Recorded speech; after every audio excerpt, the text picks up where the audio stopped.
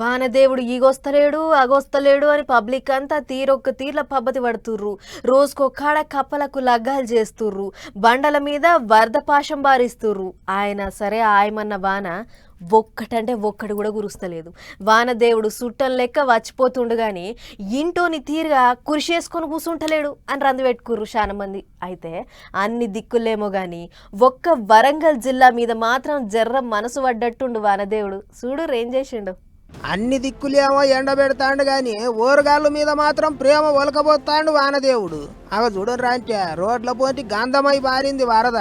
అస్సలు గెరివీయకుండా గంటన్నర సేపు ఈరుగా మరగా దంచి ఇడిచిపెట్టిండు. ఇన్నొద్దులు ఇదేం కాలము అని కాడబడ్డ పబ్లిక్ కు దెబ్బకు వానకాలమే అని యాదకొచ్చిందట.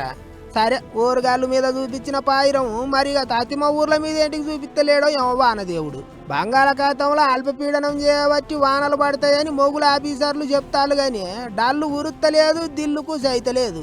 పిట్టిల పెండ్లి లెక్క అక్కడక్కడ చిటపట ఓ 4 చినుకులు పడి బంద్ అవుతుంది. సాంటి చల్లినట్టు కూడా అయితలేదు. చాలా దిక్కుల మబ్బులు పట్టి వాన ఆగొత్తది కావచ్చు ఇగొత్తది కావచ్చు అన్నట్టు అవుతుంది గాని ఆగిరికి ఊసూరుమ అనిపిస్తుంది. అయితే నిన్న మొన్నటి దాకా ఎండలు చేయంగా ఉడకబోసి ఉస్సు ఉస్సు అన్న జనాలు ఇప్పుడు జర సలవడేటాలకు నెమ్మలం అయ్యిండ్రు. కానీ వాన పడకపోతే పంటలకు నీళ్ళు వేయడం కొత్తరా దేవుడా అని ఆగమవుతుండ్రు రైతన్నలు. జర ఆలస్యంగానైనా వానలు పడతాయని ఆశ పెట్టుకొని ఈ తాప తెలంగాణలో లక్షల ఎకరాలలో పత్తి గింజలు వేసిండ్రు. ఒక్క ఆదిలాబాద్ జిల్లాలోనే 4 లక్షల ఎకరాలకు ఎక్కువనే పత్తి వేసిండ్రు.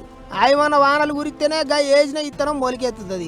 లేకపోతే పంట ఎండినట్టే రోజు రోజుకు అందని ద్రాక్షకు అర్రులు దాపినట్టే అవుతుంది పరిస్థితి. మరి ఏం చేస్తుందో ఏమో కాలం.